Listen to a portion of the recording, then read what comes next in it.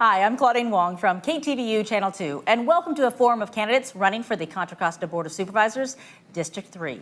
Today's forum is sponsored by the Contra Costa Clerk Recorder, Contra Costa Television, the League of Women Voters of Diablo Valley, and the League of Women Voters of West Contra Costa. We are recording these roundtables here in the studio of Contra Costa Television. District 3 covers the easternmost part of the county, including Brentwood, Oakley, Bethel Island, Knightson, Byron, Discovery Bay, Diablo, Blackhawk, a large part of eastern Antioch, and the Marsh Creek area. Your candidates are Diane Burgis and Paul Seger. We drew lots before the show to determine the speaking order, so we will begin with Paul Seger. So let's talk about why you decided to run and your priorities. Okay, I decided to run for county supervisor to give the voters of East Contra Costa a choice of who they would like to represent them. I don't think in this political climate that we're currently in that anyone should be unopposed. I think there should always be somebody bringing our candidates, our elected officials to the table. Today, what I'd like to do is I'd like to draw a contrast between my style of governing versus what I see at the county level and what I see on the local level and what I see on East Contra Costa County. There's a lot of issues going on in East Contra Costa right now. Sprawl is an issue that's been near and dear to my heart that I've been standing up for ever since I moved to Oakley in 2005. And yeah, there's a lot of reasons why we need to pay attention to the development and what's happening in East Contra Costa County. So you would say sprawl and development your top priorities? They are among my top priorities. I would say my very top priority, and I was going to get to this, but is basically we are facing a climate crisis and we need to do something. And I don't see anything happening at the county or even the local level as far as holding our power generation to reasonable limits. What I'd like to see is I'd like to start moving towards 100% renewable energy for Contra Costa by 2030, and that will open up the floodgates for money and jobs for our area. Okay, Diane Burgis, and I want to apologize for mispronouncing your name at the top. I want to give you a chance to talk about your priorities and how you differentiate yourself from your opponent. Well, I am a Contra Costa grown woman who has raised her children and now get to see my grandchild raised here in Contra Costa. And I've always been a volunteer. I've always participated in the community. And so it is a privilege and honor to have earned the trust and the privilege to be able to serve in this position. I'm running for this job because it is a job. It's a job that takes an ability to bring people together, to be able to analyze all of the different issues, to connect the dots, and to listen to people, whether they're on your side of the aisle or not. I have found that this is a job that requires an ability to be able to help people have a voice, and so that's what I've done. My issues are making sure that East Contra Costa is getting the services that they need, that I'm working on the environmental issues, specifically open space and the Delta. I've worked on making sure that the services that have not traditionally been there are getting there, and I've worked to make sure that public safety is being looked at and supported in our area, including fire and police. So let's talk about, you just touched on public safety in terms of, do you feel like the county is getting enough funding and enough resources for public safety? And if not, how would you change how the county is handling it? Well, there's public safety, there's fire, and there's law enforcement. And with the fire district, specifically in East Contra Costa Fire, we have 3 fire stations protecting about 120,000 people, 250 square miles. And the general plan that has recently been, a strategic plan that's been recently provided to the public shows that we really need 3 more fire stations. So I've worked very closely with the fire chief, the unions, the developers, the cities, the local organizations to make sure that we are now providing leadership rather than fighting over who gets what and where. And I see that we are going forward with that, and I'm very optimistic for 2020. As far as law enforcement goes, the Contra Costa County sheriffs are working very hard to make sure that they are able to provide the services that they need in the unincorporated areas. I've worked with Blackhawk, I've worked with Discovery Bay, and we're putting cameras into Discovery Bay so that we can make sure that we are giving every tool to law enforcement that they need. Okay, and you mentioned that you talk about resources for fire and police. We did see with recent fires at Bethel Island and when fires break out in certain areas of the district, getting firefighters there is tough. Excuse me. Yes, I absolutely agree. 30 years ago, this was not a problem. Proposition 13 locked us into receiving funds for our fire. That as we've grown, we've outgrown our ability to be able to cover such a large area without additional funding. I've been in favor of the measures to increase funding for fire in the past. I'm going to be for the new measure. And what I've always said is that we need to have a sunset period on that so that when we do get a chance to reset the values of property and we start getting more money from Proposition 13, that we need to start funding our districts off of special district money instead of property taxes. It's not fair to East Contra Costa to continually have more and more property taxes. We have some of the highest property taxes in the county, and we seem to having to be funding all of our infrastructure on our own, and I just don't see that as being And police. sustainable. Police, if we move to that really quickly, how much funding do you think it's getting in terms of enough or not enough?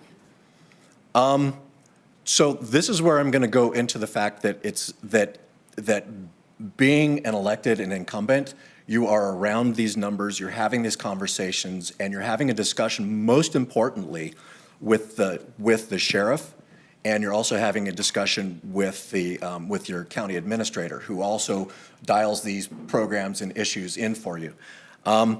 What this comes down to is being able to learn on the fly, be able to take these numbers and be able to use them constructively and to the best for our county.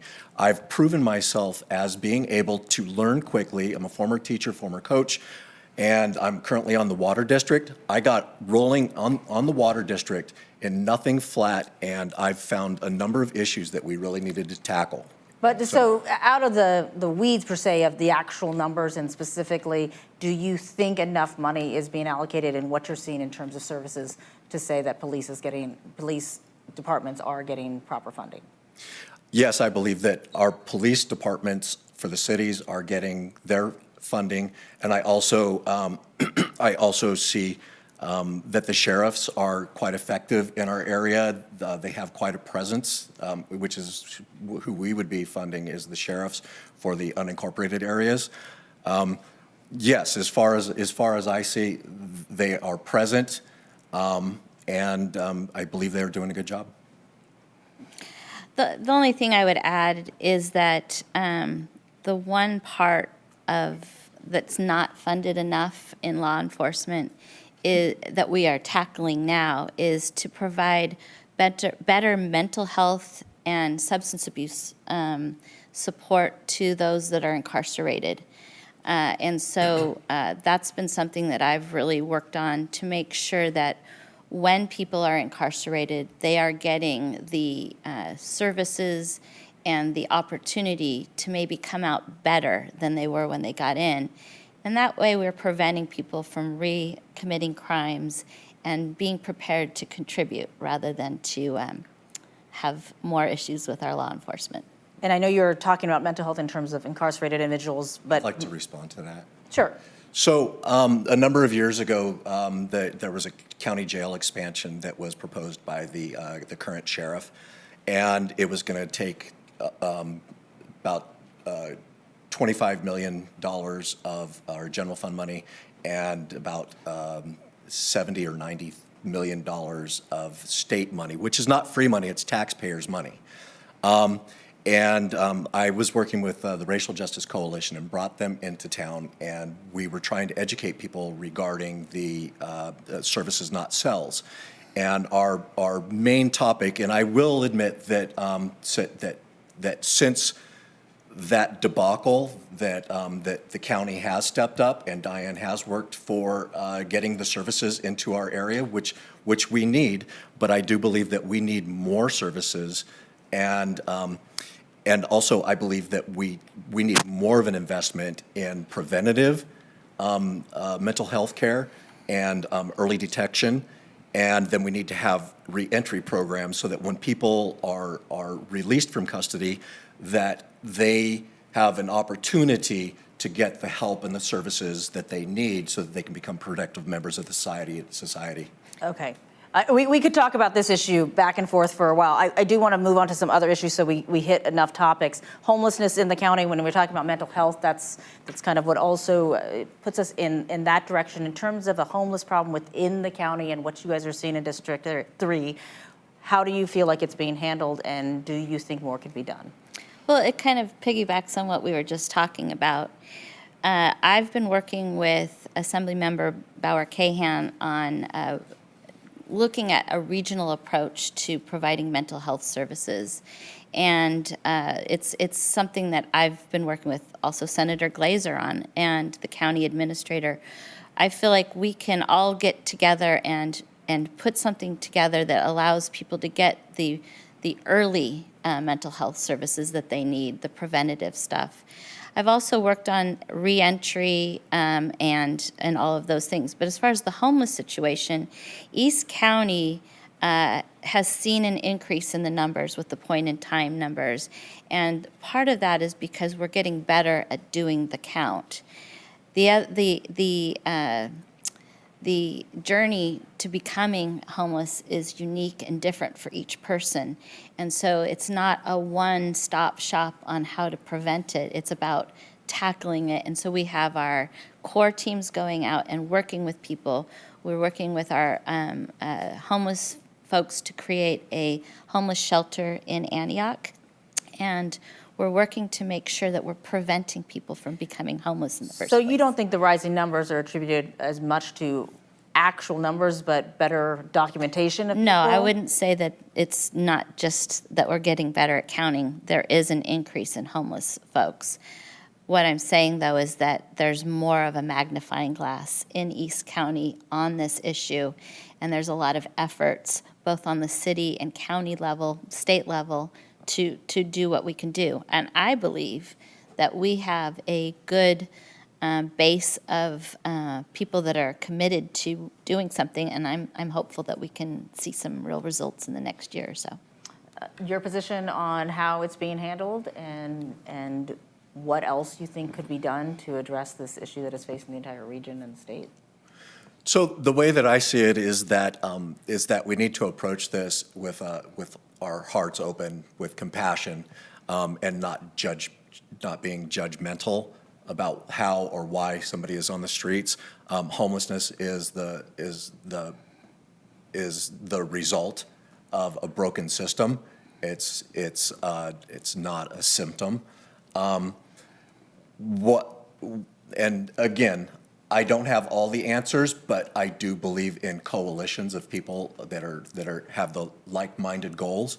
And cities and county, while they may be coming together better, sharing their resources, I believe that we need to have a symposium, and we need to come up with a solution that is, and we can't impose what each city should be doing, but we should come to an agreement on how to handle it. So certain police departments shouldn't pick up a homeless and move them to the edge or the boundary of the city, because because people don't want to see them. Do you think the primary responsibility lies with the city or the county or the state in terms of how to really address and set policy on this issue?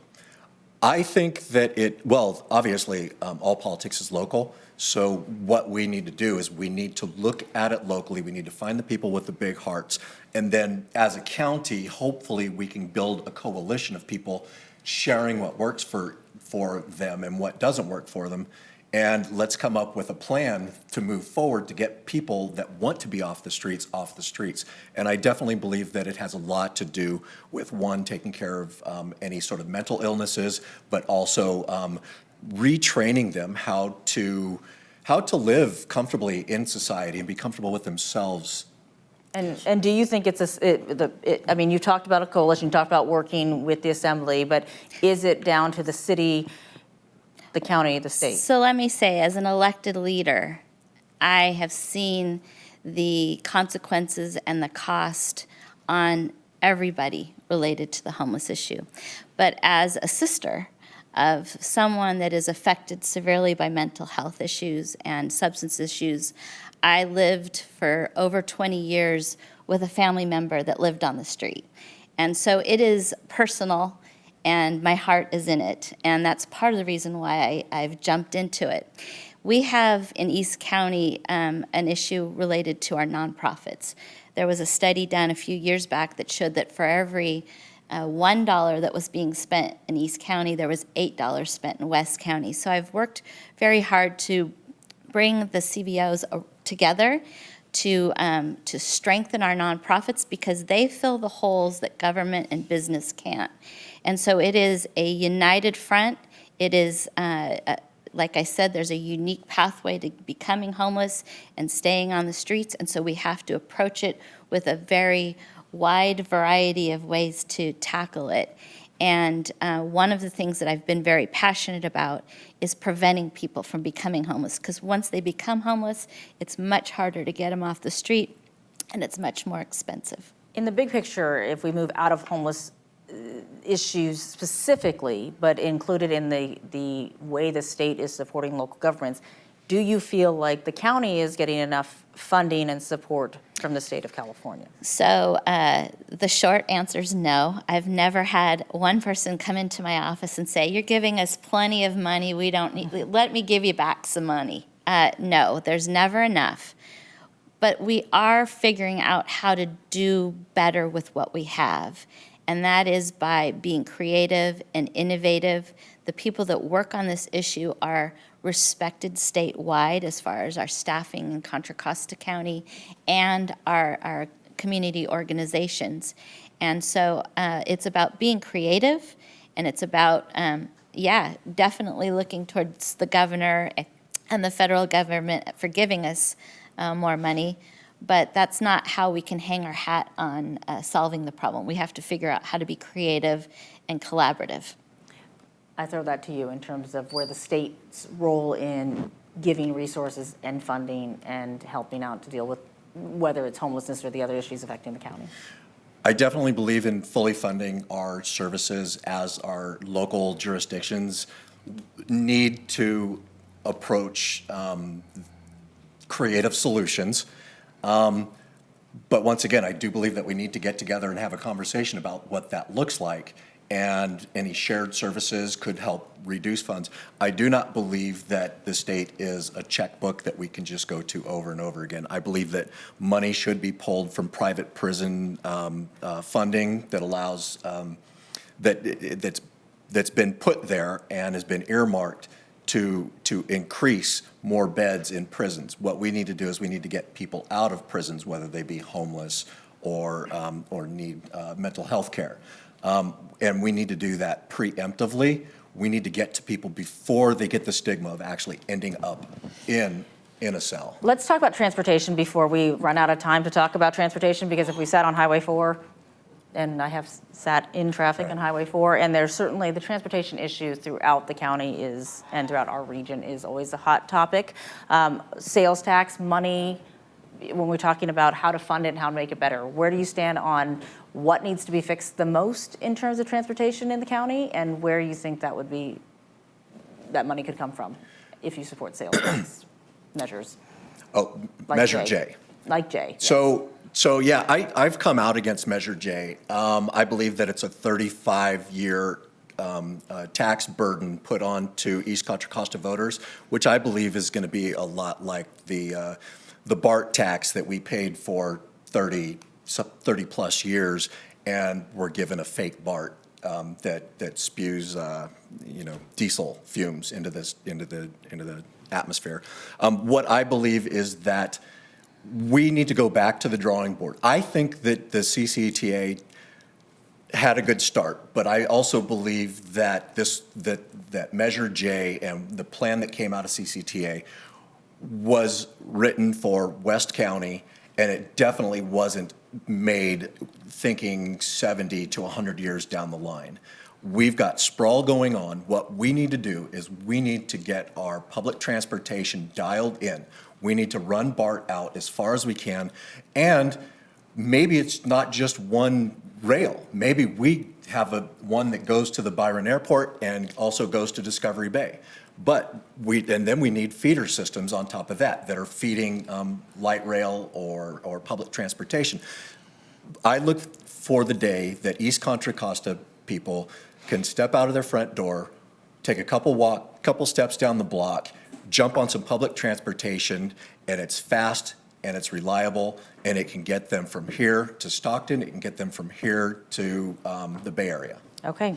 Tell me about your position. It's all connected, as I said before. And part of the issue that we have in East Contra Costa is the housing to jobs ratio. We have invested in an infrastructure that actually opens the welcome mat for people to bring jobs to East Contra Costa. I am supporting Measure J because I think they've put some investments in East Contra Costa which supports creating jobs.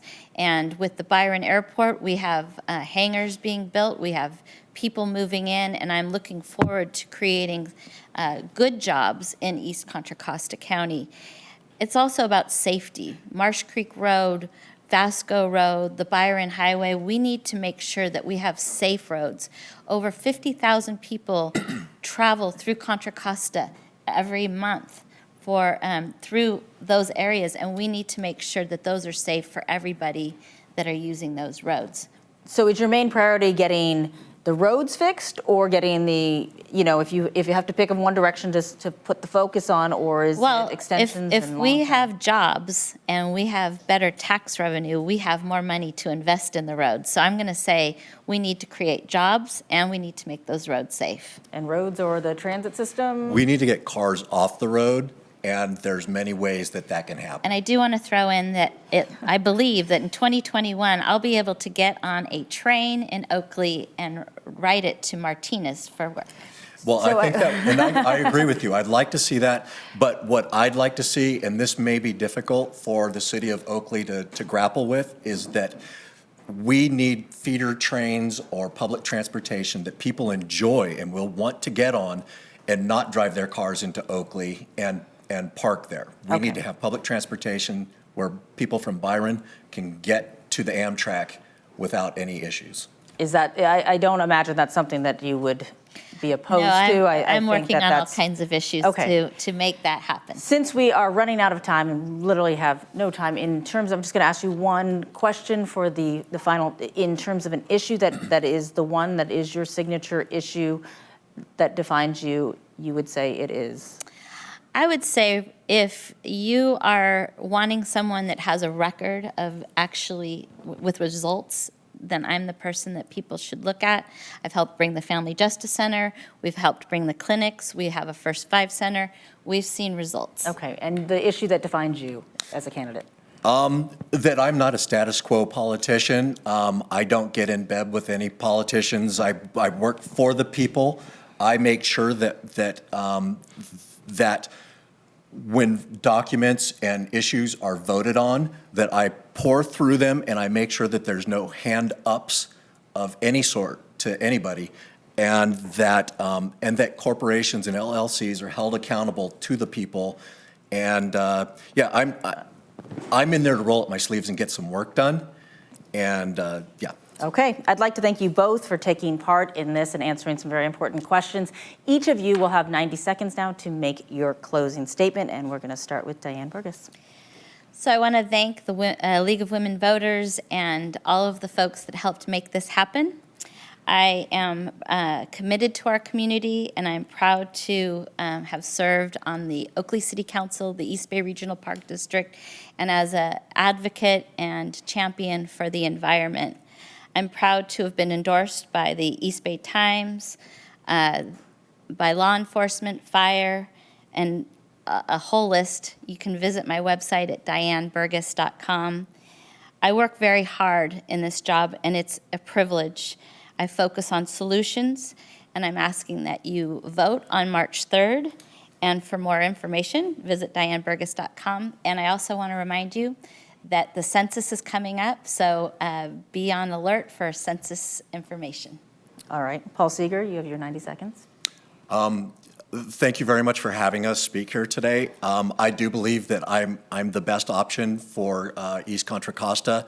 I've taken the right positions on so many issues as far as stopping a power plant from coming to Oakley. I was the chief litigant in stopping that power plant from coming into town that would have been spewing 16 million tons of particulate matter into the air daily, which would have gotten into our delta and making the area unhealthy. I have taken the right position on Measure L, which was the sprawl, the urban limit line breaking in Brentwood. For so many reasons, I cannot believe that we didn't get more positions from our county on this because the development was in conflict with our own plans for sustainable development in Contra Costa, our sustainability plan, and also the BAAQMD sustainability plan from 2010 and 2017. I read through documents, and my job, if I'm elected, is to hold these groups accountable, and then also increase the quality of life. And that means spending less time on the highways, more time in your neighborhoods. I'm definitely going to push for clean, green, new jobs. Okay, and thank you both. That does conclude our forum of candidates running for the Contra Costa Board of Supervisors, District 3. Once again, the candidates are Diane Burgis and Paul Seger. For more information on the candidates, visit the website votersedge.org, and to view this broadcast online, go to www.cocovote.us. The Elections Office would also like to remind voters to go online to check their voter registration status and consider if they'd like to switch receiving your ballot by mail instead. I'm Claudine Wong. Thanks for watching, and don't forget to vote on March 3rd.